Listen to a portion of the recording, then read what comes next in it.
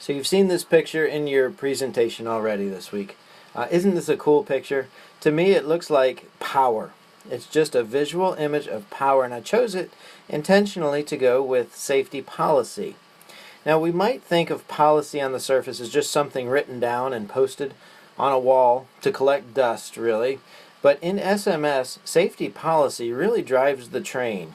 The policy ensures that management are held accountable to dedicate resources, that's people, and finances, all the company's resources, assets necessary to operate safely.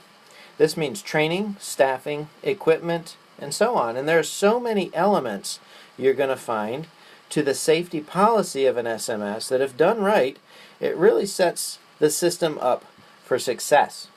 As we dig down into each of the four components of an SMS, I will attempt to compare the U.S. requirements of SMS with those of the international community.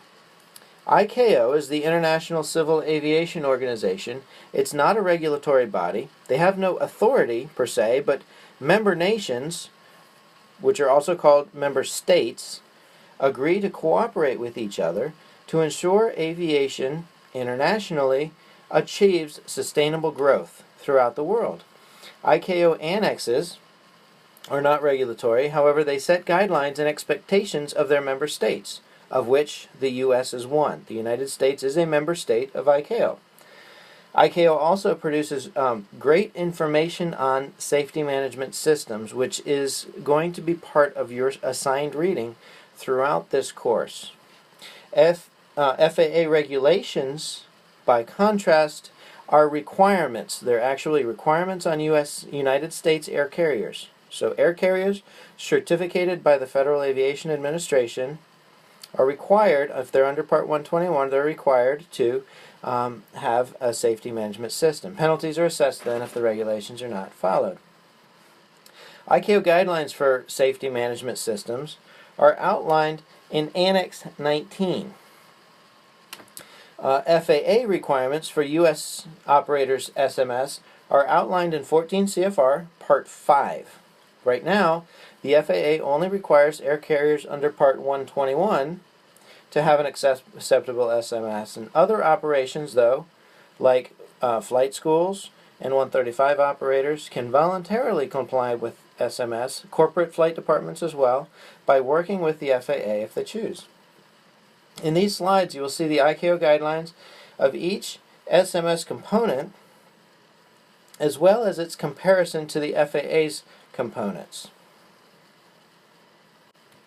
Under the components, you will find elements, and you will notice several minor nuances, but for the most part, the information is quite parallel between ICAO and the FAA. For example, safety policy, that is the component of safety management system. So one of the four components is safety policy.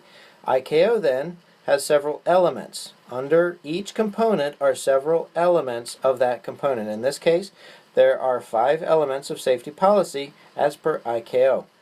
The FAA then also has safety policy as the component, but also has several elements of safety policy. And the elements of safety policy we're going to dig into as well. You'll see that the elements really they do go hand in hand, though you'll see just a couple of minor differences.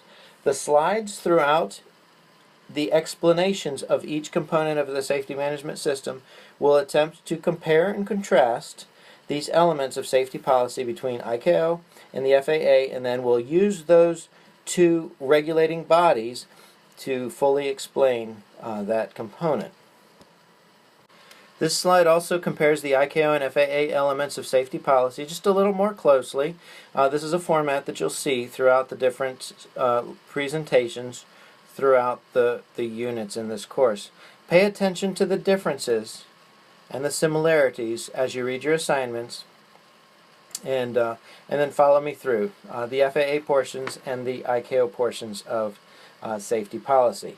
In the next video, we're going to talk about safety policy in a little bit more depth.